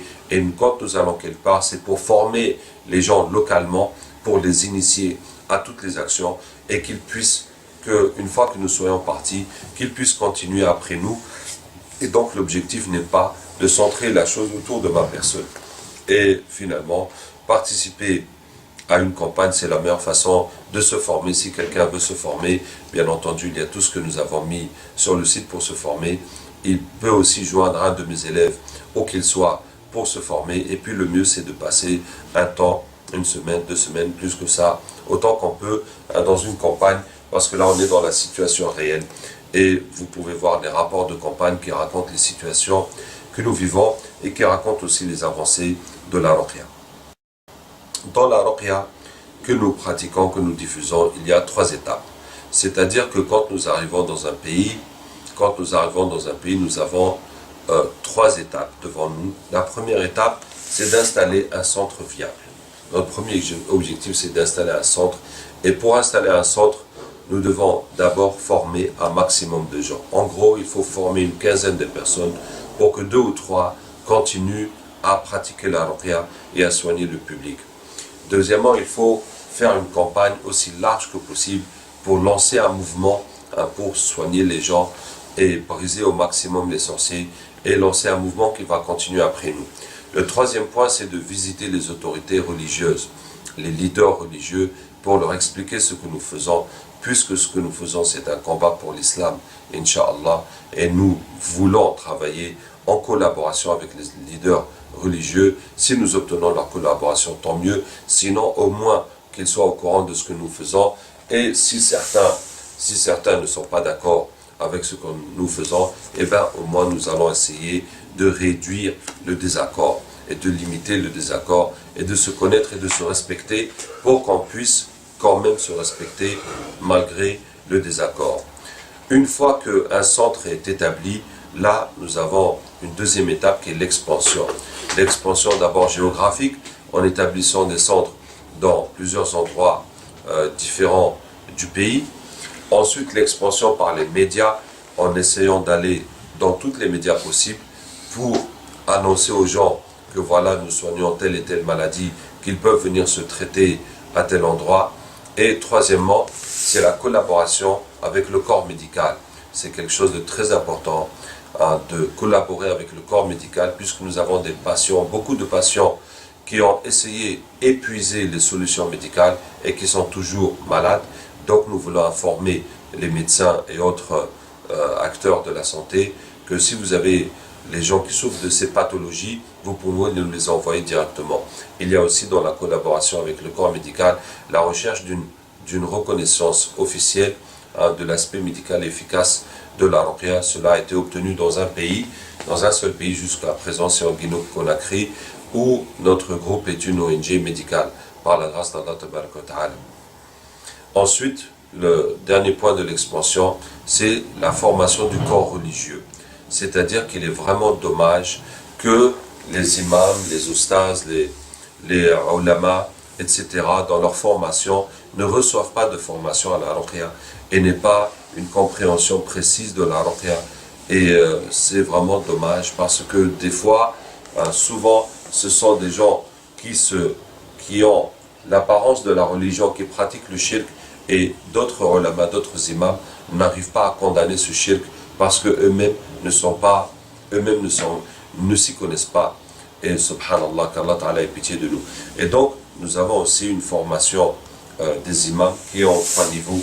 Un premier niveau qui est la compréhension du sujet, et nous souhaitons que tous les imams ou tous les enseignants de la religion aient une compréhension assez précise du sujet de la Ruqya et du shirk et de la sorcellerie.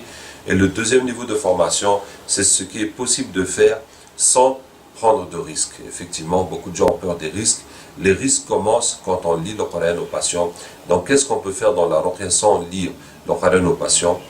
Et le troisième niveau de formation, c'est la formation générale avec tout ce qu'on enseigne à tout le monde. La troisième étape de la Ruqya, c'est l'éradication. L'éradication de la sorcellerie et l'éradication du shirk sous toutes ses formes. Et nous avons aussi un nombre d'outils que nous utilisons pour cela. On arrive vers la fin, je vais vous expliquer les 3 niveaux de formation. Donc, nous avons plus de 60 centres à travers maintenant 25 pays. Donc, c'est un mouvement où nous avons formé des centaines et des centaines de raqis qui sont en train de pratiquer dans tous ces centres, dans tous ces pays. Et donc, petit à petit, ces choses se sont formalisées. Il y a 3 niveaux de formation. Le premier niveau, c'est la pratique de la ruqya, qui contient 6 cours, les risques et les protections, les ventouses, la lecture, le traitement, les symboles et le diagnostic.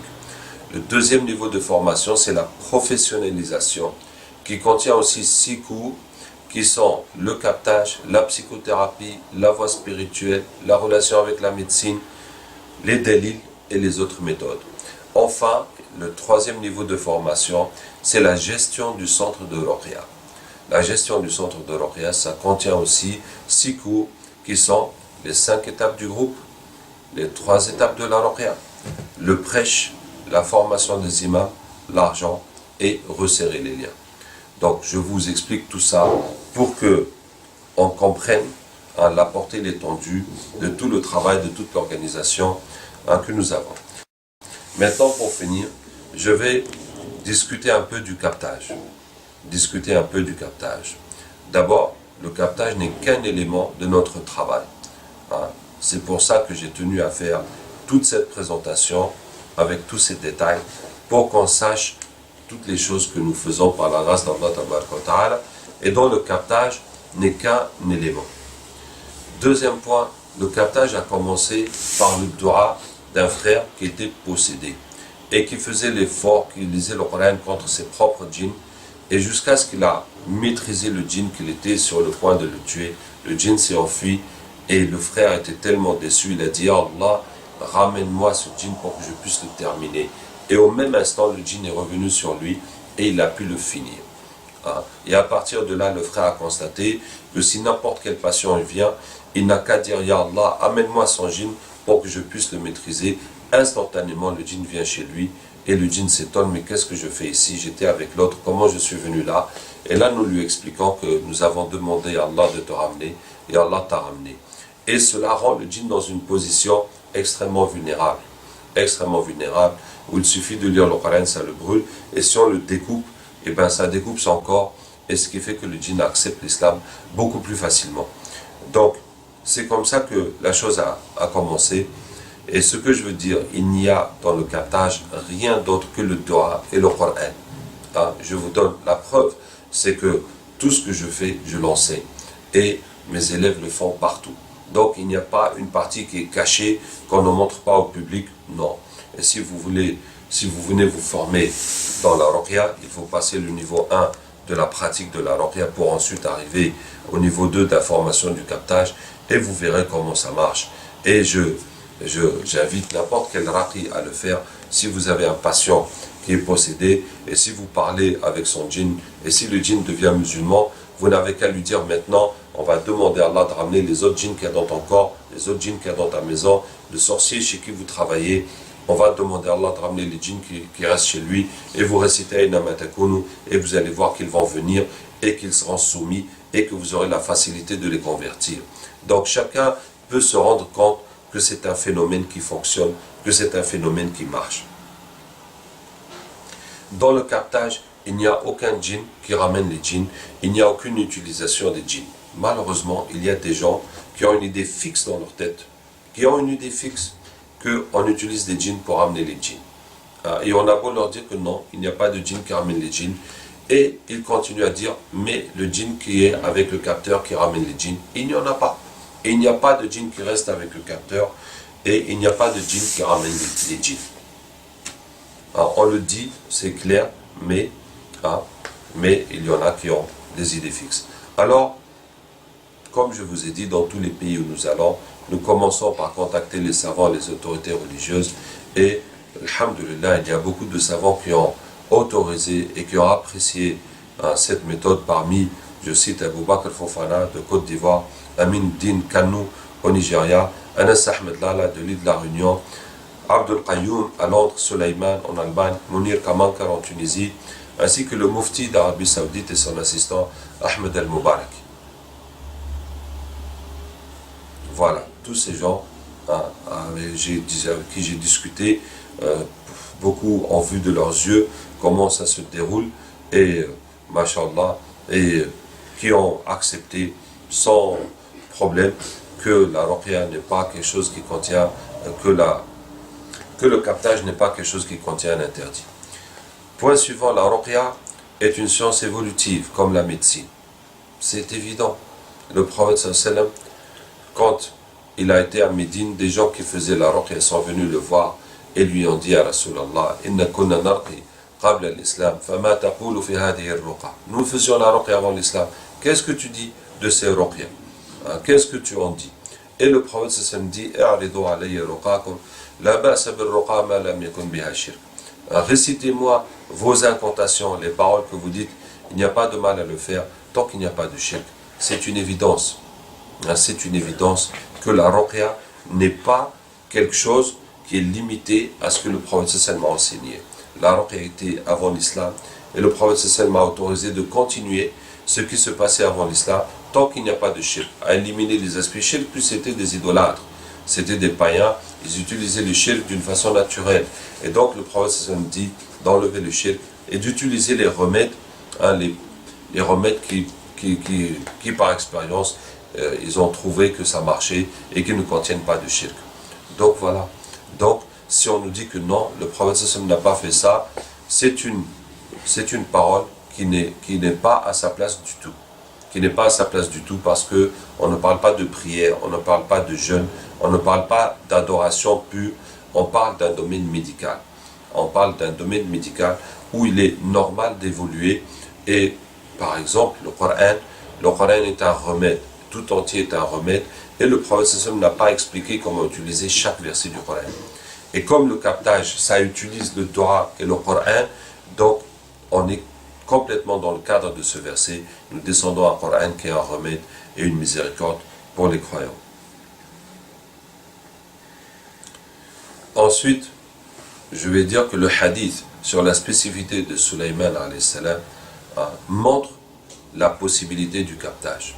Ce hadith, c'est que le prophète sallam raconte que hier soir je priais, un shaitan est venu pour me perturber dans ma prière, je l'ai attrapé et j'ai voulu l'attacher au poteau pour que le matin vous le voyez et que les enfants de Médine jouent avec lui. Mais je me suis rappelé le dua de mon frère Sulayman alayhi salam et je l'ai laissé partir. Wallahi, je ne peux que m'étonner des gens qui utilisent ce hadith contre nous et qui disent que attraper les djinns, contrôler les djinns, c'est une spécificité de Sulayman alayhi salam, donc on n'a pas le droit de le faire. Vraiment, ce raisonnement est totalement absurde. Ce raisonnement est un contresens total. D'abord, le prophète sallam a attrapé le djinn. Et ce n'est pas une spécificité du prophète sallam. Le djinn est apparu et donc il était vulnérable et il l'a attrapé. Et Abu Hurayra a fait la même chose. Le djinn est venu, il l'a attrapé. Donc c'est une règle générale que si le djinn se manifeste sous une forme que nous pouvons percevoir, le djinn devient vulnérable. Donc le prophète sallam a attrapé le djinn. Et il a voulu l'attacher et le garder au matin et en faire un show, le montrer aux sahab et le montrer à tout le monde. Ça montre que c'était possible et que ce n'était pas haram de le faire. Mais il s'est rappelé du dua de Sulayman alayhi salam et il l'a laissé. Est-ce que le dua de Sulayman signifie que c'est impossible? Ça ne veut pas dire que c'est impossible. C'était possible que le prophète sallam le fasse. Est-ce que le dua de Sulayman alayhi salam signifie que c'était haram? Que Sulayman contrôlait les djinns, maintenant pour nous c'est haram de contrôler les djinns. Non, ce n'est pas ça que signifie le dua de Sulayman. Le dua de Sulayman, il a dit Rabbi ghfirli wa habli mulkan la yanbaghi li ahadin min ba'di. Seigneur, pardonne-moi et donne-moi un royaume que personne après moi ne possédera. Donc le dua de Sulayman signifie qu'il est impossible d'avoir ce pouvoir après lui. Il est impossible. Il n'y a rien de haram. Par exemple, Sulayman alayhi salam Allah lui a donné le vent, et le vent le transportait, lui et son armée. En un matin, le vent faisait une distance d'un mois, l'après-midi il revenait. Ce qu'il fallait aux gens normaux, un mois de voyage pour atteindre, et bien Sulayman allait le matin, revenait l'après-midi, lui avec son armée, son matériel, avec le vent. Donc c'est un pouvoir qu'Allah a donné à Sulayman. Ça ne veut pas dire qu'il est interdit de fabriquer des avions, ou des hélicoptères, ou des fusées, mais ça veut dire qu'on n'aura jamais le vent comme moyen de transport. Personne n'aura le pouvoir de commander le vent comme Sulayman a.s. l'avait. Et qu'est-ce qu'Allah a donné à Sulayman a.s. pour les djinns? Allah Ta'ala dit celui d'entre eux qui s'écarte de notre ordre, nous le châtions par le châtiment de l'enfer. Donc n'importe quel djinn qui désobéit à Sulayman, l'enfer le frappe et il meurt. Donc si Sulayman dit à un djinn, viens ici, reste là-bas, fais ceci, il ne peut que exécuter. Il va exécuter toute sa vie sans qu'on ait besoin de le surveiller, parce que Allah a fait que s'il désobéit, l'enfer va le frapper, il va mourir. Donc Allah a donné ce pouvoir à Sulayman. Et personne n'aura ce pouvoir après lui. Personne n'aura, par sa simple parole, le pouvoir de commander les djinns. Juste parce que c'est lui qui a dit, maintenant le djinn est obligé de faire. Mais il y a d'autres moyens de commander les djinns. Par exemple, les sorciers ont des moyens de commander les djinns qui sont du shirk. Et justement, on nous dit la seule façon de contrôler les djinns, c'est par le shirk. Wallah, je m'étonne des gens qui disent ça, parce qu'il n'y a pas de délil. C'est là vraiment qu'on est dans la contradiction. On nous demande des délils, on nous dit des choses sans aucun délil. On dit qu'il n'y a que le shirk pour contrôler les djinns. Qui t'a dit ça? Pourquoi est-ce qu'il n'y a que le shirk pour contrôler les djinns? Et si c'était vrai que le dua de Sulayman empêche de contrôler les djinns, alors comment ça se fait que les sorciers contrôlent les djinns? Est-ce que les sorciers ont échappé au dua de Sulayman? Donc si on constate que les sorciers contrôlent les djinns, ça veut dire que le dua de Sulayman n'exclut pas qu'il est possible de contrôler les djinns après lui. Et il n'y a pas de raison que ce soit uniquement les sorciers qui ont ce pouvoir. Il n'y a pas de raison que ce soit uniquement par le shirk qu'on puisse contrôler les djinns. Voilà. Et donc, ce hadith du prophète sallallahu alayhi wa sallam, ce hadith de dua de Sulayman montre qu'il est possible d'attraper les djinns. Et le prophète sallallahu alayhi wa sallam l'a fait, et Abu Huraira l'a fait. Et Abu Huraira aussi voulait garder le djinn prisonnier jusqu'à l'emmener au prophète sallallahu alayhi wa sallam. Mais, comme vous savez, le shaitan a négocié, il s'est excusé de la pauvreté, après il a enseigné à Abu Huraira la façon de lire avec le Kursi avant de dormir, et il l'a laissé partir. Sinon, il était son prisonnier, et il était possible de l'amener. Voyez-vous, si aujourd'hui, l'occasion se reproduit, et qu'un djinn vient sous forme de chien, ou sous forme d'être humain, comme ça s'est passé au temps du prophète, et qu'on l'attrape, et qu'on l'attache, et qu'on le filme, et qu'on l'expose à tout le monde, vous imaginez le bruit que ça va faire? Vous imaginez la révolution que ça va faire? Alors que le prophète, il était à deux doigts de le faire. Abu Huraira aussi pouvait se ramener le matin à la mosquée avec son prisonnier et dire à Rasulallah, voilà, lui hier soir, il est venu voler la zakat et puis je l'ai attrapé, je l'ai attaché, je l'ai ramené. Voilà. Sans savoir que c'était un djinn, et pourtant c'était un djinn et tout le monde va le voir. Donc ce n'est pas quelque chose qui est exclu, ce n'est pas quelque chose qui est shirk, ce n'est pas quelque chose qui contredit le dua de Sulayman alayhi salam. Et nous, dans le captage, on ne fait pas des djinns nos prisonniers. On les attrape quelques minutes, le temps de les convertir et de les faire partir. Donc ce que nous faisons est totalement conforme à ce que le prophète sallallahu a fait et à ce que Abu Huraira radhiyallahu anhu a fait.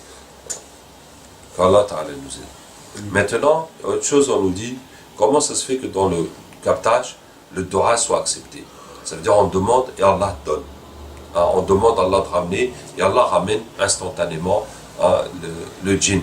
Effectivement, c'est étonnant. Nous aussi, on était étonnés. Quand on a commencé à faire le captage, on était étonnés de la façon dont ça fonctionne. Mais l'explication que je vais vous dire, c'est que dans le monde des djinns, le fonctionnement de dua est similaire au fonctionnement du Coran. Vous voyez que les djinns, le Coran les brûle quand ils sont désobéissants, quand ils sont mécréants, alors que dans le monde des humains, le Coran n'a pas cet effet. Si vous lisez le Coran à des gens qui ne sont pas musulmans, ben ça ne va pas les brûler. Ils ne vont pas s'enflammer et puis ils ne vont pas mourir parce que vous êtes en train de leur lire le Coran.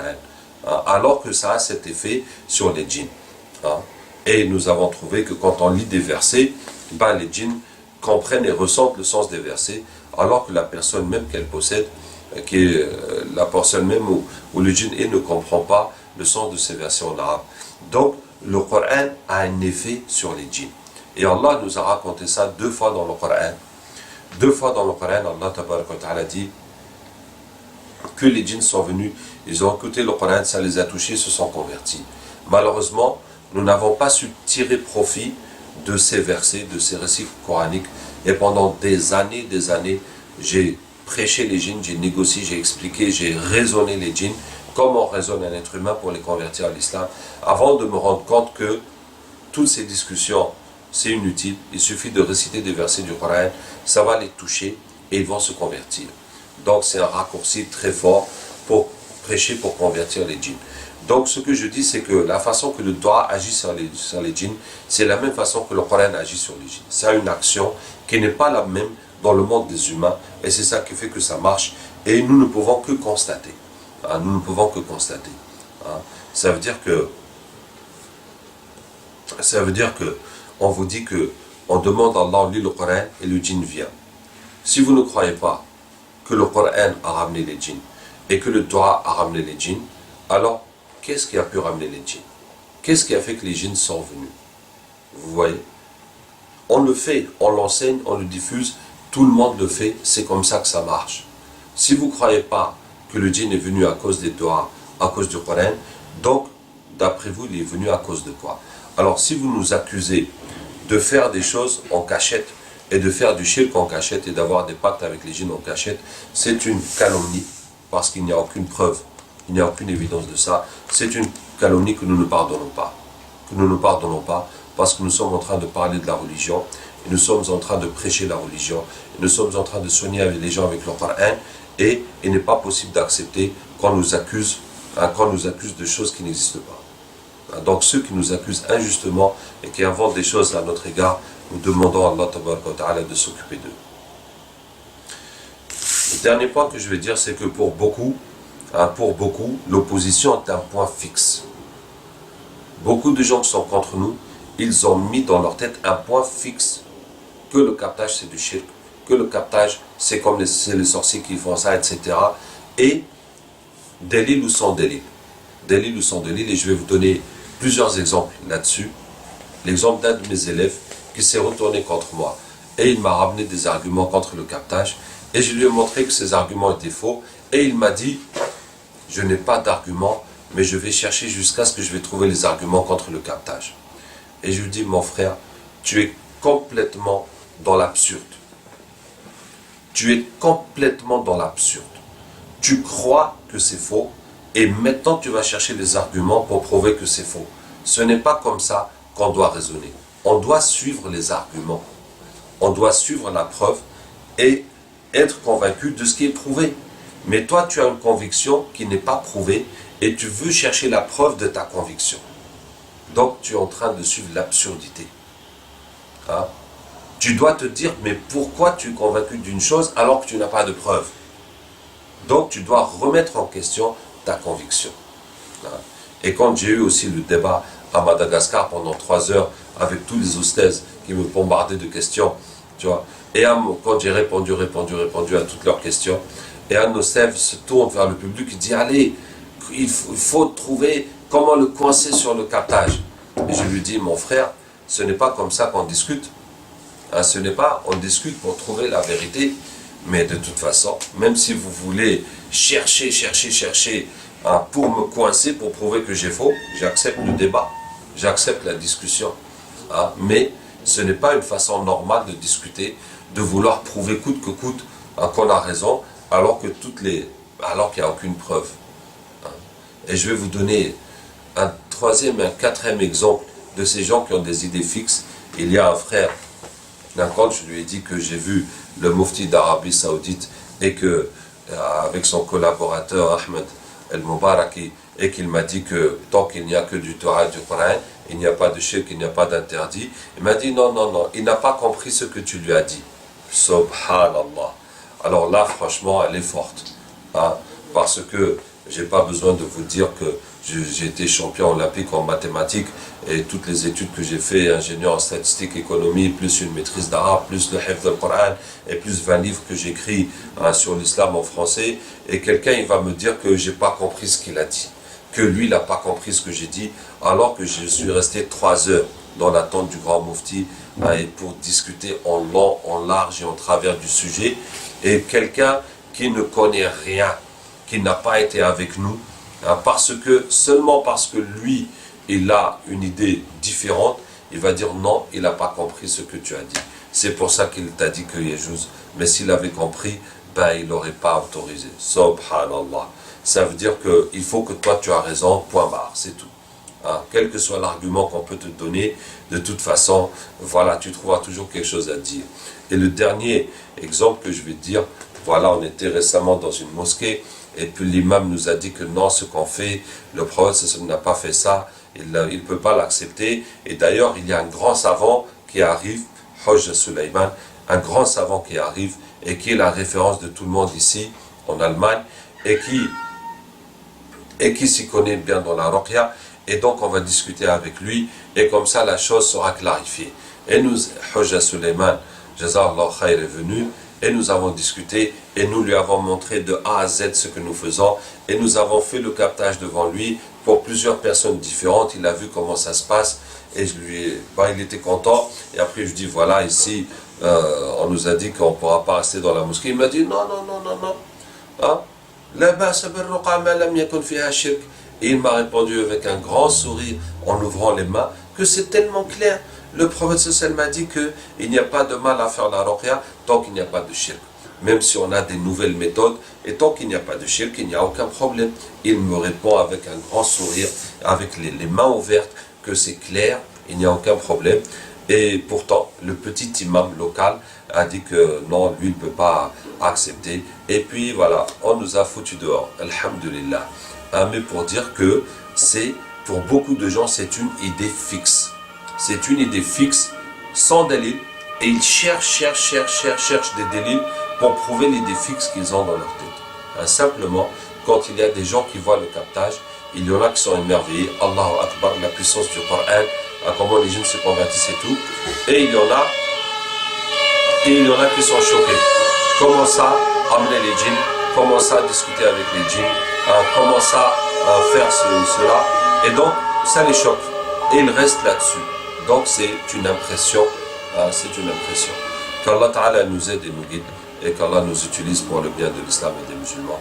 Wassalamu alaikum wa rahmatullahi wa barakatuh.